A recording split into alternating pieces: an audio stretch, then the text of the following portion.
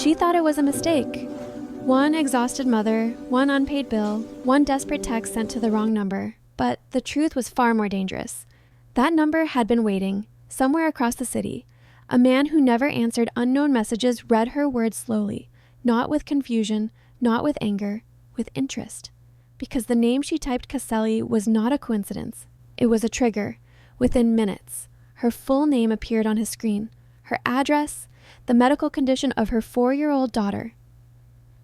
By the time she realized she wasn't texting her ex, 5 black SUVs were already moving. She believed she had knocked on the wrong door. What she didn't know was this: the door had been left unlocked on purpose. And once it opened, there would be no turning back. Sophia sat by the narrow window of her apartment, watching the rain slide down the glass in thin, trembling lines, as if the night itself were running out of patience. The city outside looked blurred and distant, streetlights melting into soft halos of gold and amber. Inside, the room smelled faintly of medicine and cheap detergent, the quiet broken only by the old radiator ticking as it fought against the cold. Behind her, in the small bedroom, Emma was finally asleep. 3 days of fever had drained everything out of Sophia: her strength, her money, her hope. Emma lay curled around her worn-out stuffed rabbit, lashes resting against flushed cheeks that were just now returning to their natural color. The fever had broken an hour ago, a small mercy, a fragile one. On the table beside Sophia lay the proof of how thin the line between survival and collapse had become: unpaid medical bills, a crumpled rent notice with tomorrow's date circled in red, and her phone, silent, too silent. She picked it up, staring at the screen as if it might accuse her. Mike, her ex, Emma's father. The man who had once promised forever and now specialized in disappearing whenever responsibility came calling. 3 months behind on child support, countless excuses, always just one more week. Sophia inhaled slowly, steadying herself, and typed, "Emma needs medicine. The rent is due. You promised you'd send the money this week. Don't make me call Castelli." She stared at the words for a second longer than necessary, then pressed send. The moment the message left her phone, something cold settled in her chest. Castelli. She frowned, scrolling through her contacts. Mike's name stared back at her, unchanged. She didn't remember saving anyone under that name. She didn't remember ever having a number associated with it. Her thumb hovered over the screen, uncertainty creeping in. Before she could stop herself, the phone vibrated.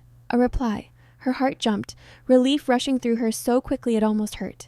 Maybe Mike had finally answered. Maybe the message opened. Who is this? Sophia's breath caught. It wasn't Mike's number. Her fingers tightened around the phone, in her exhaustion, in her desperation. She must have selected the wrong contact, some forgotten number, some old entry she didn't recognize anymore. Embarrassment flared, sharp and immediate. She typed back quickly. "I'm sorry. Wrong person. Please ignore." She set the phone down, pressing her fingers to her temples, trying to will the pounding in her head to fade. She had no room for mistakes tonight, no energy for them. The phone vibrated again. She hesitated before picking it up. 3 dots appeared on the screen, disappeared, appeared again, then the reply came. "Which Castelli are you talking about?" Sophia froze. Her pulse thudded loudly in her ears, drowning out the soft rain against the window. That name Castelli was not one she used lightly. It wasn't even a name she truly understood. Mike had mentioned it once, maybe twice. Always when he had had too much to drink. A job, important people, easy money, and the way he said it had made her uneasy then, but she'd pushed the feeling aside. Mike liked to exaggerate, to sound bigger than he was. She didn't respond. She told herself that silence was the smartest option, that engaging further would only make things worse. This was nothing, just a wrong number, just a coincidence. Another vibration. Her stomach clenched before she even looked. "Your ex works for someone who uses that name." She typed finally, trying to sound calm, reasonable. "I made a mistake. This time." The reply was instant. "Your name, now." The bluntness of the command sent a shiver through her. It wasn't threatening. It didn't need to be. There was something in its certainty that made her fingers hesitate above the screen. She didn't answer. She placed the phone face down on the table, as if that could sever the connection, then stood and walked quietly to Emma's room.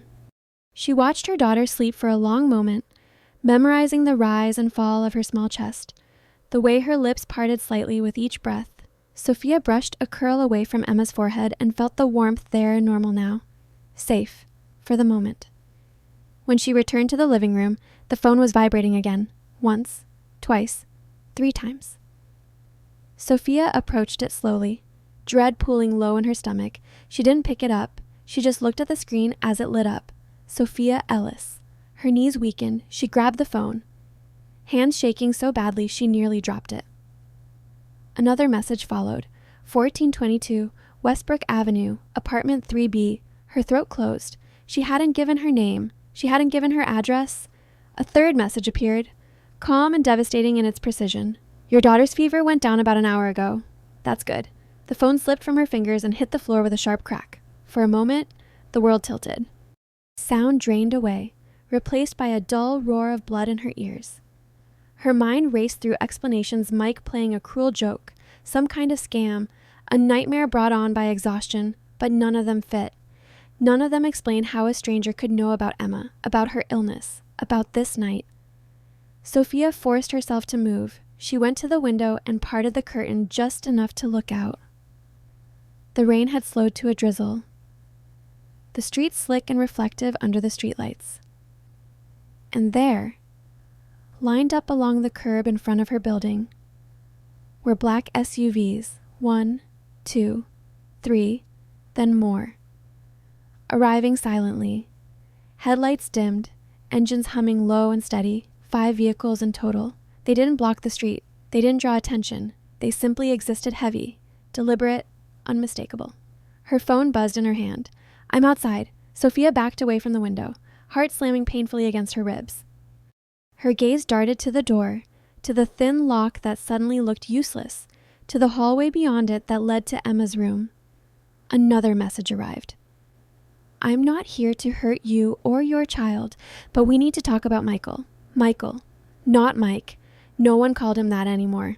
A soft, controlled knock echoed through the apartment, not loud, not aggressive, just firm enough to make it clear it would not stop. Sophia stood frozen, every instinct screaming at her to run, to hide, to do something, anything, but there was nowhere to go. No back door, no fire escape, no version of this night where she could pretend it wasn't happening. Her phone vibrated one last time. Open the door, Sophia. She closed her eyes, drawing in a shaky breath. In that moment, she understood the truth with terrifying clarity. The message she had sent wasn't a mistake. It was a summons, and someone had answered. If this story touched your heart, follow the channel to enjoy many more heart-stirring stories every week. The phone vibrated again, sharp and insistent in the heavy silence of the apartment. Don't stare out the window for too long. Your neighbors are easily curious. Sophia's back pressed against the wall as if the concrete could anchor her to reality. Her breath came shallow, uneven. She turned her head instinctively toward the bedroom, toward the fragile, precious stillness where Emma slept, arms wrapped around her faded stuffed rabbit, unaware that the world she trusted had already begun to tilt.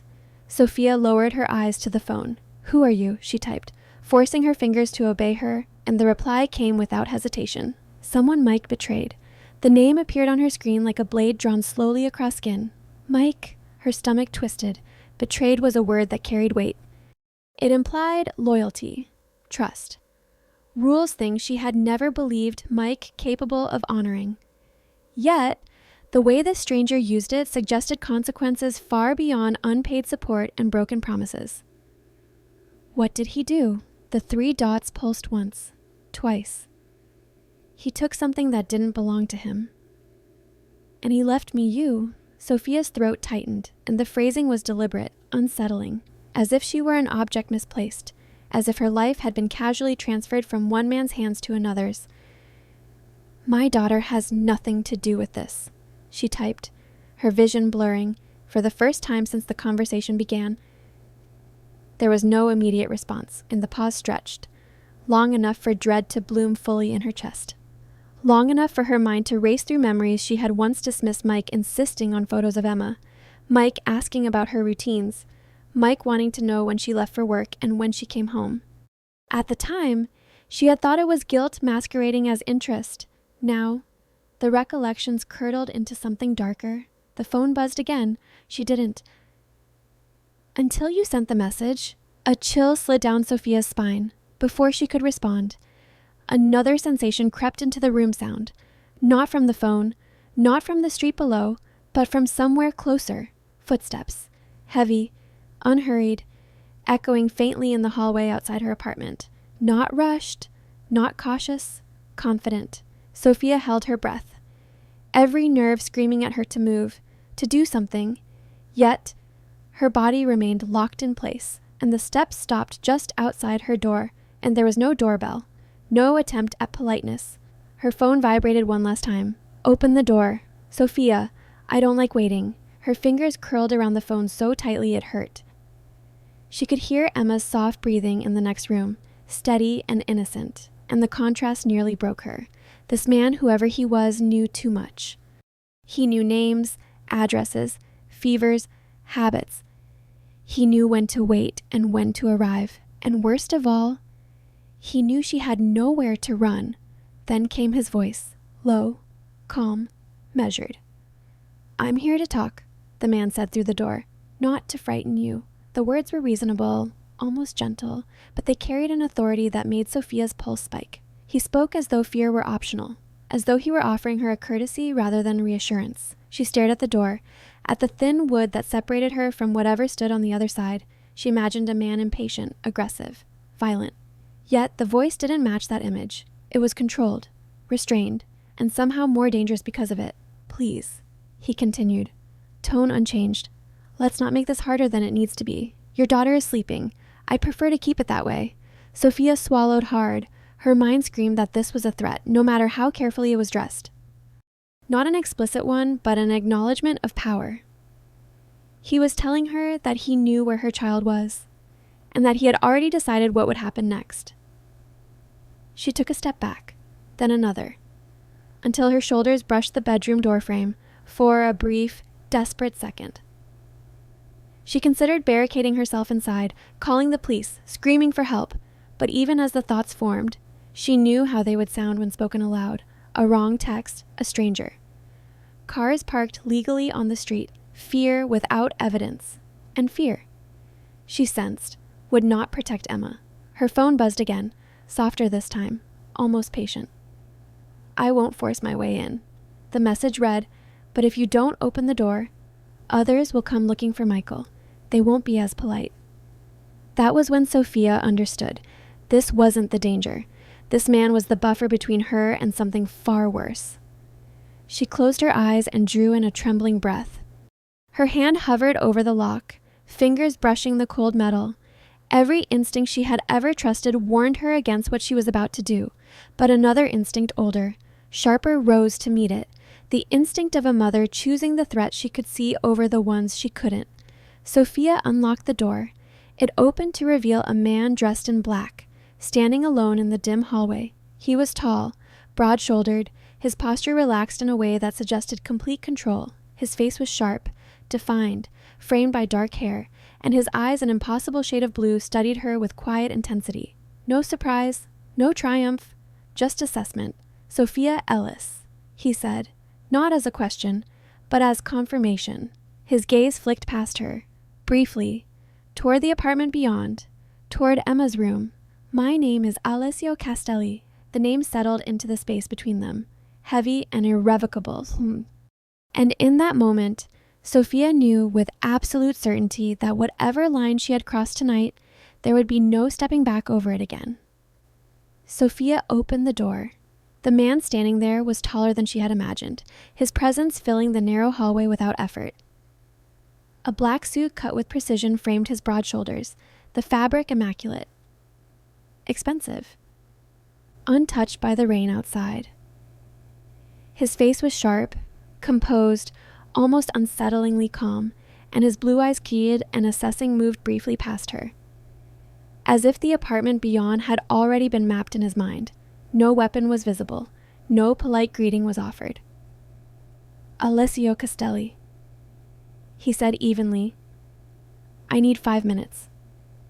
Sophia's instinct was to block the doorway, to deny him entry with whatever strength she could summon.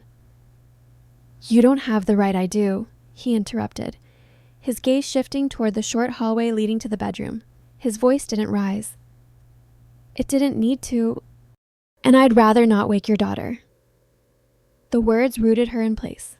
Alessio stepped inside without brushing past her, without touching her at all, yet the space seemed to tighten around him. He smelled faintly of cedarwood and something colder beneath it metal, perhaps, or rain carried in from the night.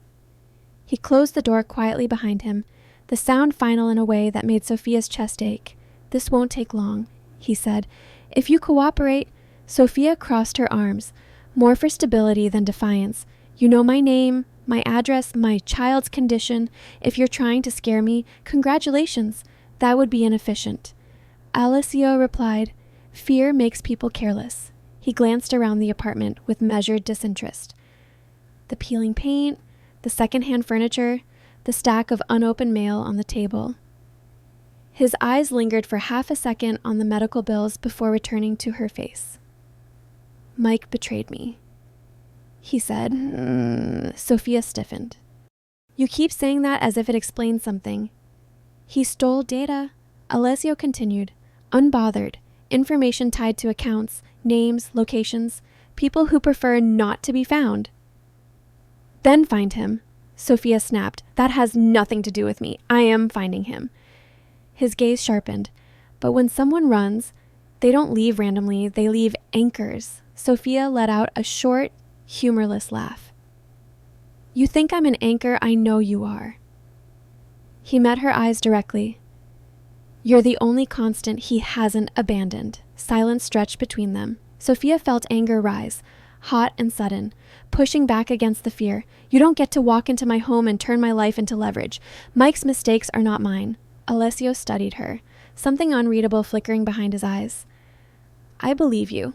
The admission caught her off guard, but belief, he continued, doesn't protect you from consequences. Others won't ask whether you're innocent. They'll only see proximity. Outside, an engine rumbled softly, a reminder of the presence waiting beyond these walls. Alessio tilted his head slightly, as if listening to something only he could hear. "You have 10 minutes, he said. "Pack essentials." Sophia stared at him. "If I refuse, then I leave," he said calmly, "and the next knock on your door won't come with conversation." And the certainty in his tone chilled her more than any shouted threat could have.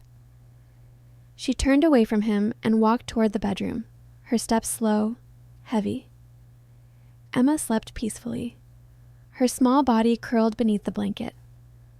Oblivious to the choices being made around her, Sophia knelt beside the bed, brushing her fingers over her daughter's hair, feeling the warmth of her skin.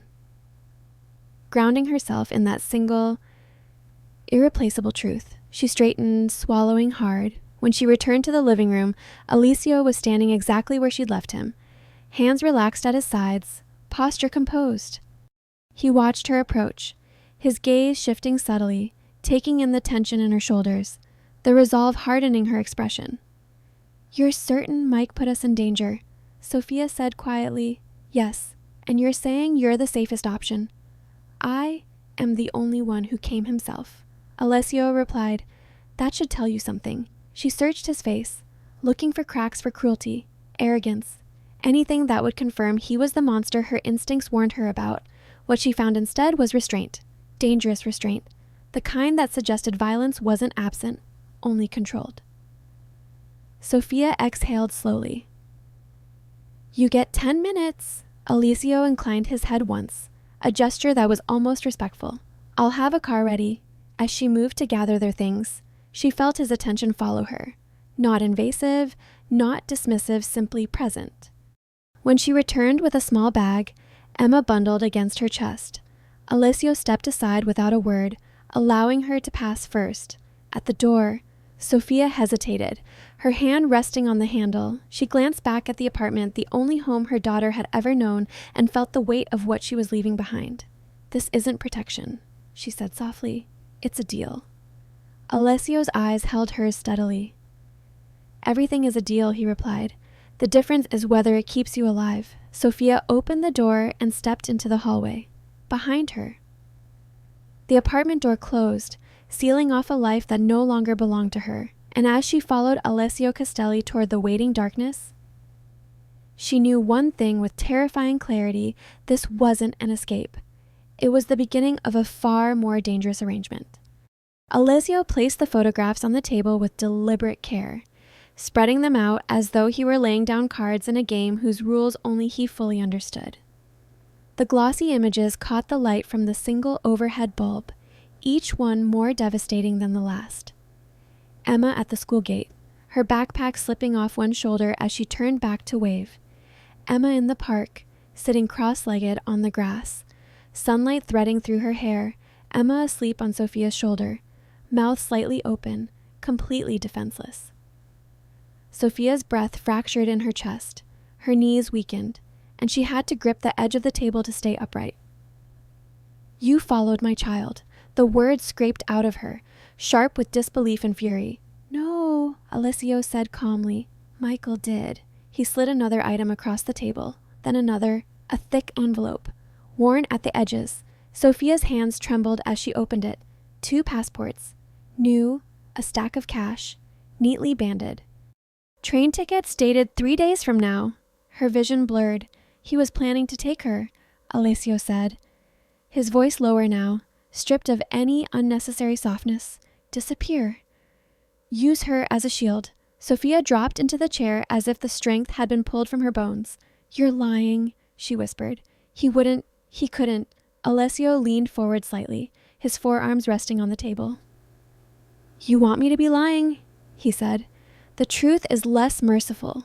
Her mind rebelled, searching desperately for another explanation, another version of Mike that fit the man she had once loved, the father she had hoped he could become, but the evidence sat between them, solid and unforgiving.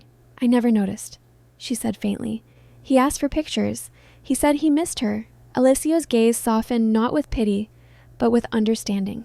People who run always say goodbye in advance. He replied, "You just didn't know it yet." A small sound came from the bedroom. Sophia's head snapped up, terror flaring anew. She was on her feet in an instant, heart pounding, but Alessio rose just as quickly and lifted a hand, palm outward, a silent command. "Don't," he murmured. "She's turning over." Nothing more, and they both listened. After a few seconds, the apartment settled back into stillness. "I protect children," Alessio said quietly, his eyes never leaving Sophia's face. "That is a line I don't cross." But time is not on our side. Sophia stared at him, really looked this time, and the control in his posture, the absence of cruelty in his voice, the way he had positioned himself instinctively between her and the hallway, as if shielding them from something unseen. "Why?" she asked. "Why help us?" "Because Michael made you my responsibility," Alessio replied, "and because I refuse to let a child pay for an adult's betrayal." His words settled heavily in the air. Sophia's gaze dropped back to the photographs, to the smiling, unknowing face of her daughter frozen in moments that now felt stolen. She gathered the images with shaking hands, pressing them together as though that might undo what they represented. "So what happens now?" Alessio straightened. "Now you leave. Tonight. And if I say no, then I stay until someone else comes looking for Michael," he said without hesitation. "And they won't distinguish between guilt and blood." The meaning sank in slowly, painfully. Sophia looked up at him again, and for the first time she saw not just power, but boundaries clear, immovable lines he would not step over. It didn't make him safe. It made him predictable. And in this moment, predictability was everything. Her voice shook, but it didn't break. "He carries my daughter's last name." Alessio's expression darkened. "And that," he said, "is exactly why he thought he could use her." Sophia closed her eyes, inhaling deeply, forcing herself to accept the truth she had been resisting since the first message arrived. The real danger hadn't come from a stranger's phone. It had been living quietly inside her past, wearing a familiar face. When she opened her eyes again, resolve had replaced disbelief. She rose from the chair, squared her shoulders, and met Alessio's gaze. "I'll pack," she said. Alessio nodded once, approval flickering briefly across his features. Take only what you can't replace. Sophia turned toward the bedroom. Each step heavier than the last, but clearer too. She no longer felt like a woman being hunted. She felt like a mother choosing survival, and behind her, Alessio Castelli watched in silence, already preparing for the consequences that would follow them both. The night swallowed them whole the moment they stepped into the SUV. The door closed with a muted thud, sealing Sophia and Emma inside a cocoon of dark leather and quiet power. Rain streaked across the tinted windows, blurring the city into smeared lights and shadows. Emma slept soundly against Sophia's chest, her small body warm and heavy, trusting in a world that had just fractured. Sophia held her tighter. Every instinct on edge, the vehicle moved smoothly, without haste, without the jolt of urgency she had expected. That calm unsettled her more than speed would have.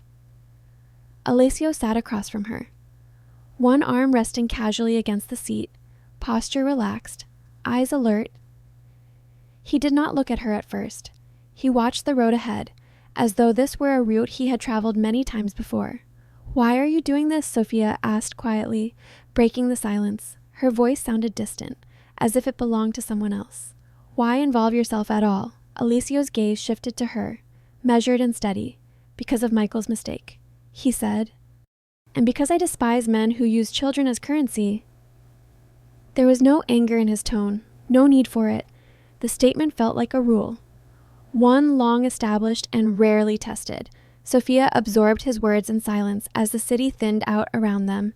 Apartment blocks gave way to wider streets, fewer lights. With each passing minute, the life she knew receded further into the dark behind them. The SUV slowed before a towering iron gate. It opened soundlessly, revealing a long, illuminated drive that curved toward a structure rising out of the night like something carved rather than built. The Castelli estate was vast and austere, its stone facade pale under the floodlights, its symmetry intimidating in its perfection. Safe. That was the first word that came to Sophia's mind, and the second was dangerous. They were met at the entrance by a woman in her late 60s, posture straight, hair pulled back into a severe bun. Her eyes softened immediately when they fell on Emma. "I'm Rosa," she said gently. "Come, the doctor is waiting." Everything happened quickly after that. Emma was carried inside, laid on a wide bed in a room that smelled faintly of lavender and antiseptic. A private physician checked her temperature, listened to her breathing, examined her with careful, practiced hands. "She's fine," he said at last. "The fever has broken completely. She just needs rest."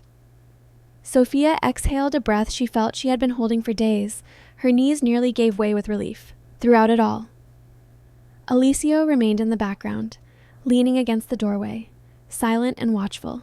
His eyes followed every movement, every touch, lingering on Emma with an intensity that Sophia noticed despite herself. When the doctor and Rosa left them alone, Alessio spoke. "You'll stay here," he said, "until this is finished." Sophia turned to face him, and then his gaze met hers, unwavering. "Then you disappear," and the words landed heavily between them. "No contact, no trace, a new name, a new place." He continued, "Your old life ends." Sophia swallowed hard. She looked around the room at the high ceilings, the thick walls, the security. She could almost feel humming beneath the surface. Safety had never looked like this before. It came with silence, with isolation, with erasure. "And if I don't want to disappear?" she asked. Alessio's expression did not change. "Wanting has nothing to do with it." He replied, "Surviving does." She nodded slowly, understanding the truth beneath his bluntness. Protection came at a cost, and the price was everything familiar. Sophia glanced down at Emma, asleep and peaceful in a place she would never remember. She brushed a kiss against her daughter's hair and straightened her spine. "I'll do what I have to," she said. Alessio inclined his head once. Not gratitude, recognition. As he turned to leave, Sophia realized something else, something that tightened her chest in a way she couldn't quite explain. The danger hadn't passed. It had simply changed its shape. and she was now living under the protection of a man who decided who was allowed to exist and who was erased. Morning arrived without mercy. Sunlight slipped through tall windows and spread across the polished floors of the guest room, pale and indifferent, as if nothing extraordinary had happened the night before. Sophia woke before the light fully settled, her body tense, her mind already racing, for a brief, foolish second. She expected to hear the familiar sounds of her old apartment, the radiator, the neighbor's footsteps, the distant traffic. Instead, there was silence. Deep, controlled silence. Emma slept beside her, cocooned in crisp white sheets far too large for her small frame. Her breathing was even, her color healthy. Sophia watched her for a long moment, letting that simple fact steady her. She did not cry. Whatever tears she might have had were spent somewhere between the iron gates and the doctor's quiet reassurance. When Sophia left the room, she found Alessio waiting in a private study overlooking the grounds. The space was spare and immaculate, dark wood and glass, nothing decorative, without purpose. He stood by the window, hands loosely clasped behind his back, his reflection faint in the glass. "I need to talk to you," Sophia said. Alessio turned. "I assumed you would." She crossed the room and stopped opposite him. Refusing to sit, standing felt important, equal. "I'll help you find Mike." His expression remained neutral, but something sharpened in his eyes. "In return," she continued steadily, "you give my daughter a new identity, a real one, documents that can't be traced, enough money for us to start over somewhere you choose, somewhere safe." The room seemed to grow quieter. Alessio regarded her for a long moment, assessing, recalculating. Sophia met his gaze without flinching. She had spent too many years negotiating with men who thought fear made women pliable. She had learned the opposite. Finally, he nodded. "You bargain well," he said. "I like that." He moved to the desk, opened a drawer, and withdrew a sheet of heavy paper. With deliberate strokes, he wrote as he spoke, outlining terms without embellishment. Protection. New identities. Financial security. No contact once the matter was resolved. When he finished, he signed his name at the bottom, Alessio Castelli. He slid the paper across the desk toward her. "You'll keep your word?" Sophia asked quietly. "I don't sign for sentiment," he replied. "I sign for outcomes." She picked up the pen. It felt heavier than it should have, not because of doubt, but because she understood what the signature meant. This wasn't a contract recognized by courts or governments. It was something older, more binding. Sophia signed. Her hand did not shake. Alessio studied the signature for a moment, then folded the paper and placed it back in the drawer. "We'll begin immediately." "Begin how?" she asked. "You know Michael better than anyone," he said. His habits, his fears, his tells. Sophia exhaled slowly. "He's impulsive when cornered. He thinks he's smarter than he is, and he always believes someone will come save him." "Will you?" Alessio asked. "No," she said without hesitation. The certainty surprised even her. Something like approval flickered across his face. As they spoke, Sophia became acutely aware of the way he watched her, not with hunger or possession, but with focused interest, as if she had shifted categories in his mind, not a liability, not a hostage, an asset. And that realization unsettled her more than fear ever had. "Why trust me?" she asked suddenly. "I could mislead you." "You could," Alessio agreed, "but you won't." "How do you know?" "Because everything you're doing," he said calmly, "is for your daughter. That makes you predictable." Sophia stiffened at the word, but she didn't argue. Predictable didn't mean weak. It meant anchored. When the meeting ended, Sophia returned to Emma's room with a strange clarity settling over her. She knelt beside the bed and brushed her fingers through her daughter's hair, memorizing the softness, the warmth. This was why she had agreed, not for safety alone, but for control. For the first time since Mike had walked out of their lives, Sophia was choosing the terms. Later, as she stepped into the hallway, she nearly collided with Alessio. He had moved silently, as if the house itself bent around him. "And you should rest," he said. "I will," she replied. Then, before she could stop herself, "You didn't hesitate." He studied her, "about the agreement. About helping us." A pause, subtle, measured. "I hesitate about many things," Alessio said at last. This wasn't one of them. Their eyes held for a moment longer than necessary. Not intimate, not distant. Something unresolved hovered between them and awareness, sharp and unexpected. Sophia looked away first. As she closed the door behind her, she understood what had truly changed that morning. She was no longer waiting to be saved. She had entered the game willingly, and Alessio Castelli had accepted her not as a burden, but as a partner one he would now have to protect not only from his enemies, but from the consequences of standing at his side. Sophia waited until night settled fully over the estate before she made the call.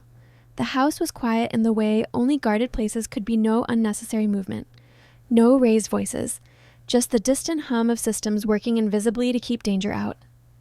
Emma was asleep again. Tucked safely under Rosa's watchful care, Sophia stood alone in the study, phone resting in her palm, the screen glowing softly against the dark wood. She did not rush. She did not rehearse. Fear had no place here. The line rang twice before Mike answered. "Soph." His voice was strained, falsely casual. "I was going to call you. Things have been... I know you've been watching us," Sophia said calmly. Silence. She could almost hear his breath hitch on the other end. The pause was answer enough. "You don't understand what's happening," he said quickly. "I'm trying to fix things. I'm doing this for us." "For us?" Sophia repeated, her voice steady, almost gentle. "You tracked your own daughter. You planned to run with her, and that's not..." His voice cracked. "You don't know what I'm dealing with. I know exactly what you took," she interrupted, "and I know who you took it from." Another silence. Heavier this time. Mike swallowed audibly. "He sent you." "Didn't he?" Sophia's lips curved into a faint, humorless smile. "No, I called you." The shift in power was immediate. She felt it through the phone. Felt him scrambling to regain footing he no longer had. "What do you want?" he asked, panic leaking through the words. "You want to see Emma," Sophia said. "You want to believe you still matter to her life. I'm her father. Then listen carefully," she replied. "Bring back what you stole, everything, and we'll talk," where he demanded, "I'm not walking into a trap." She let the silence stretch this time, just long enough for his imagination to do the work for her. "Public," she said finally. "A crowded cafe, somewhere loud, somewhere safe. For you," Mike muttered. "For everyone," Sophia corrected. "Tomorrow. Noon. And Emma." His voice trembled now. "I need to see her." Sophia's jaw tightened. "That depends on you." She ended the call before he could say another word. The phone went dark in her hand. For a moment, she stood completely still, feeling the aftermath settle through her body. Her heart was beating fast, but it wasn't fear driving it. It was clarity, control. "You handled that well." Sophia looked up. Alessio stood in the doorway, arms crossed, expression unreadable. She hadn't heard him approach. "You listen?" she asked. "I always listen," he replied. She met his gaze without apology. "He'll come?" "Yes." Alessio said. "He's terrified." "Good," she said softly. A corner of Alessio's mouth lifted, just slightly, not a smile, something closer to acknowledgement. "You weren't bluffing." "No." Sophia said, "I know how he thinks. He believes chaos creates opportunity. He'll assume he can talk his way out once he sees me, and you'll let him believe that." She nodded. Right until the end, Alessio studied her in silence, his attention focused, intent. "You're not weak," he said. Sophia didn't look away. "I never was." Something shifted between them. Then not attraction, not trust, but recognition. The understanding that strength came in many forms, and hers did not need weapons or threats to be effective.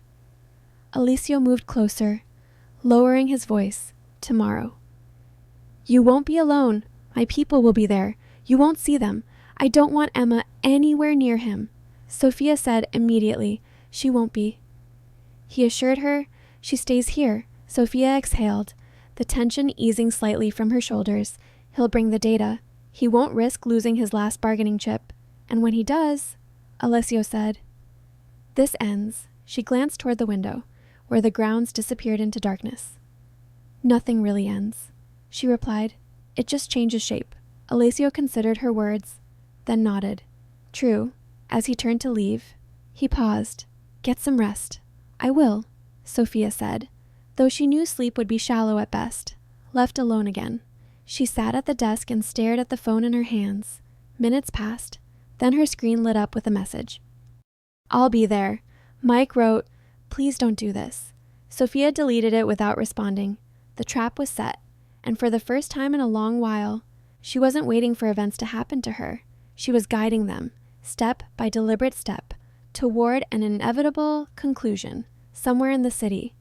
Mike was unraveling, here, behind iron gates and guarded silence. Sophia allowed herself one steady breath. Tomorrow, the past would finally be forced to face her, and she would not look away. The cafe was exactly as Sophia had chosen it, bright, crowded, ordinary. Steam rose from espresso machines, cups clinked against saucers. Conversations overlapped in a low, constant hum. Laughter drifted from a nearby table. Music played softly overhead. It was the kind of place where nothing dramatic ever seemed to happen, where people believed themselves safe simply because they were surrounded by others. Mike arrived 5 minutes late. Sophia noticed him the moment he stepped inside. He looked thinner than she remembered, shoulders tense beneath his jacket, eyes darting too quickly as he scanned the room. He spotted her near the window and froze for half a second before forcing himself to move forward, past strangers who had no idea how close they were to a collapse. She didn't stand to greet him. She watched as he sat across from her, hands trembling just enough to betray his nerves. "You look well," he said, voice strained. "Emma, she's okay. She's fine," Sophia replied evenly. "Sit still." His eyes flickered. "What does that mean?" "It means you don't make a scene," she said. "You don't raise your voice. You don't look around." Mike swallowed. "You brought him?" "I brought myself," Sophia corrected. "You brought what I asked for." His hand slid slowly into his jacket. For a heartbeat. Sophia felt the echo of an old fear rise in her chest. Then she reminded herself where she was. And who else was there? Mike placed a small flash drive on the table, nudging it toward her with 2 fingers. "It's all there," he said quickly. "Everything I took. I didn't even look at most of it. I swear." Sophia didn't touch it. Across the cafe, a man stood and left his table. Another customer shifted position, blocking the view of the door for just a moment. Nothing obvious changed, and yet the air felt different, as if the room itself had decided something was about to end. Mike leaned forward. "Soph, please. I made mistakes. But I'm still her father." Sophia met his gaze, searching his face for something familiar, something worth saving. All she found was fear, not for Emma, not for her, but for himself. "You were," she said quietly. Before he could respond, 2 men appeared at either side of the table. They moved with practiced ease, hands firm but controlled, pinning Mike in place before panic could turn into resistance. "No." Mike gasped. "You said, Sophia. You said I said we'd talk," she replied. "And we did." The flash drive was gone from the table, lifted cleanly, unnoticed by anyone beyond their small circle. No weapons were drawn, no voices were raised. To the rest of the cafe, it looked like an uncomfortable argument ending with one man being escorted out. Mike's eyes locked onto Sophia's as he was pulled to his feet. "You can't do this," he said desperately. "She's my blood." Sophia stood then, finally, her movements calm. "Blood didn't stop you," she said. "Why should it stop me?" He tried to speak again, but the men were already guiding him toward the exit, their grips unyielding, their expressions impassive. Within seconds, he was gone. Swallowed by the noise of the street and the lives that would continue uninterrupted, Sophia sat back down. Her hands were steady. She did not ask where Mike was being taken. She did not ask what would happen next. Some questions, she understood now, were not meant to be answered. Closure was a luxury she could not afford, Alessio appeared beside her moments later, silent as ever, a presence rather than an interruption. He placed the flash drive on the table between them for just a second, a confirmation, then slipped it into his pocket. "It's done," he said quietly. Sophia nodded. They left the cafe separately. By the time Sophia returned to the estate, dusk had settled over the grounds, washing everything in muted gold. Emma ran to her the moment she entered, arms wrapping tightly around her legs. "Mama," she murmured, pressing her face into Sophia's coat. Sophia dropped to her knees and held her daughter close, breathing her in, grounding herself in the warmth and weight of her. For a long moment, nothing else existed. Alessio stood a few steps away, saying nothing, giving her the space she hadn't asked for but needed. He watched the way Sophia's shoulders loosened as she rocked Emma gently, the way her eyes closed as if she were finally allowing herself to feel. "You're safe," Sophia whispered. "I've got you," Emma nodded sleepily, already drifting. Later. As Emma slept once more, Sophia found Alessio in the quiet of the hall. She didn't know what to say. Gratitude felt insufficient. Relief felt premature. "Is it over?" she asked. "For you," Alessio replied. "Yes." She searched his face. And for him, Alessio didn't answer directly. He made his choices. Sophia accepted that. She had learned that survival sometimes meant letting go of the need to understand every consequence. They stood there in silence, the distance between them charged with something unspoken. He had dismantled a threat with efficiency and restraint. She had surrendered nothing of herself to do it.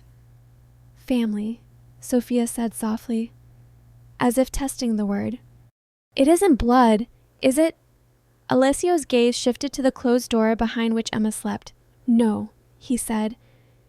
"It's who stays when leaving would be easier." Sophia nodded, the truth of it settling deep. She realized then that Mike had lost her long before today, not because of what he had done at the end, but because of every moment he had chosen himself over his child. And Alessio, for all his darkness and danger, had drawn a line he would not cross. That night, as Sophia lay beside Emma, listening to her daughter's steady breathing, she allowed herself a fragile sense of peace. The past had been confronted. The threat had been removed. What remained was not certainty, but safety. And sometimes that was enough. The folder lay on the desk between them, thin but impossibly heavy. Alessio stood on one side, Sophia on the other. The study was quiet. Afternoon light spilling through tall windows and stretching across the dark wood like something reluctant to leave.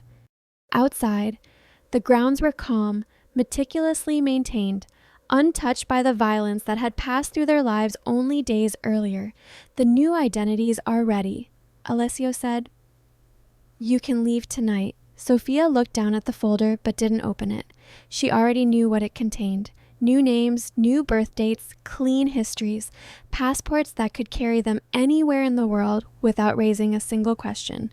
Freedom and erasure. She lifted her gaze to him. "And Emma, already included."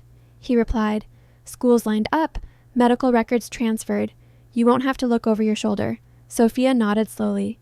The efficiency of it was staggering. There was no trace of improvisation, no room for error. He had done exactly what he promised. He hesitated then, just barely, or, he added, his voice quieter, "You can stay." The word lingered in the air between them, fragile and dangerous. Stay as what Sophia asked. Alessio held her gaze, and for the first time since she had met him, there was uncertainty in his eyes. Not doubt about outcomes, not fear of consequences. "Something far rarer, as someone I protect," he said. "And if you choose someone I choose," Sophia felt the shift immediately, like a change in pressure before a storm. This wasn't a command. It wasn't even an invitation disguised as one. It was an offer. Stripped of authority, she crossed her arms, grounding herself. "You don't need permission to protect people." "No," Alessio agreed, "but I do to keep you." The honesty of it disarmed her. She walked to the window, staring out at the endless stretch of land, the walls, the guards positioned so discreetly they barely registered, safety wrapped in power, power wrapped in isolation. "You're asking me to trade one kind of disappearance for another," she said. "Yes, And what happens to me here, she asked. To who I am, Alessio didn't answer immediately. When he did, his voice was careful. You wouldn't belong to anyone. Not to me, not to this place. You'd stay because you decide to. Sophia turned back to face him. You expect me to believe that I expect you to test it, he replied, and leave if it isn't true. The room fell quiet again. Sophia studied him, the lines of restraint etched into his posture. The discipline in his stillness. She saw the man he showed the world, and beneath it, the cost of carrying that much control. This is dangerous, she said softly. Yes, for Emma. I would never put her at risk, Alessio said without hesitation. You said the same about lines you won't cross, and I haven't crossed them, he replied. I won't. Sophia searched his face for certainty, for promises that couldn't be broken. What she found instead was something steadier resolve paired with restraint. Why me, she asked. Alessio exhaled slowly. Because you didn't beg. You didn't trade yourself for safety. You negotiated. You chose. And you walked into danger without losing yourself. Her breath caught, just slightly. She had been seen. She glanced once more at the folder on the desk. A life free of this world waited inside it, quiet, anonymous, safe. So did a different kind of cage. And if I stay, she said, I stay on my terms. A corner of Alessio's mouth curved faintly. I wouldn't expect anything less. She stepped closer, close enough to feel the warmth he radiated, the tension coiled beneath his calm. You don't get to decide how this goes. I know, he said. For a moment, neither of them moved. The space between them felt charged, intimate without a single touch. Power. Sophia realized, could command loyalty, obedience, fear. But it could not command choice. And Alessio Castelli, for all his reach and influence, was standing in front of her, waiting for an answer he could not force. Whatever she decided next would not be dictated by danger or gratitude. It would be hers, and that, she understood, was exactly why he had asked. Dawn arrived quietly. Light crept over the Castelli estate in slow, deliberate strokes, softening the sharp lines of stone and iron, turning guarded walls into something almost gentle.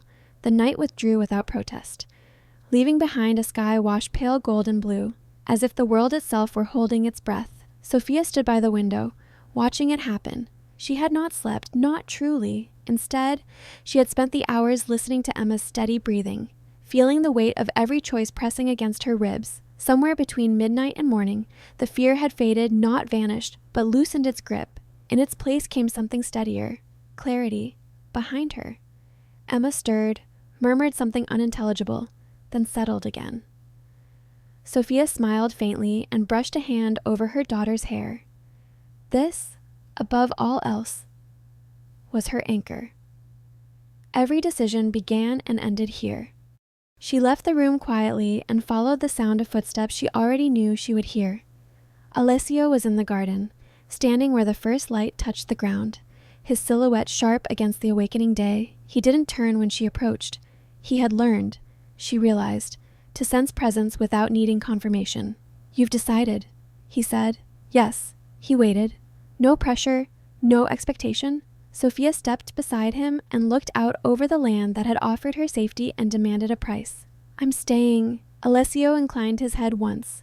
No triumph flickered across his face.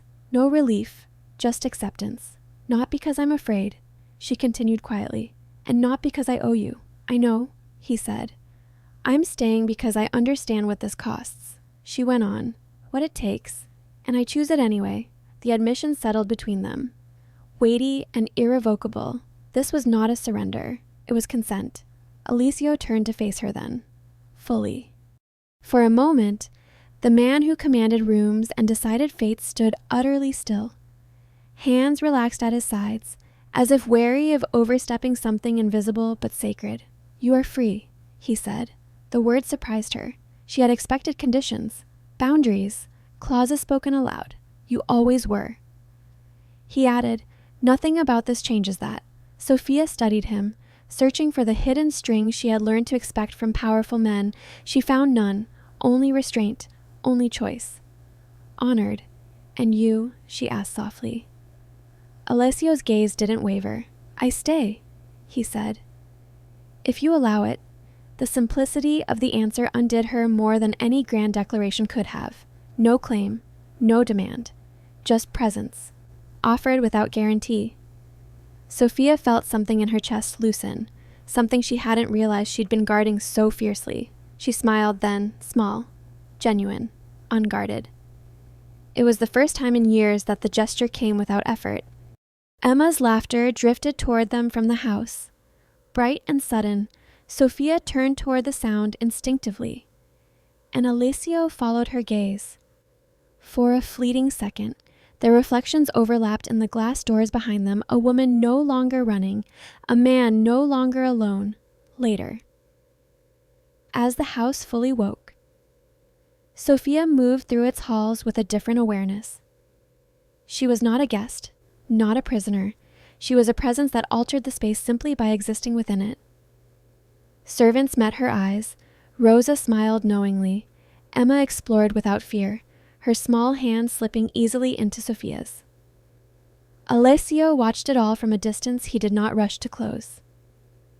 That evening, as the sun dipped once more behind the estate walls, Sophia found him again, this time in the study where their agreement had been signed days earlier.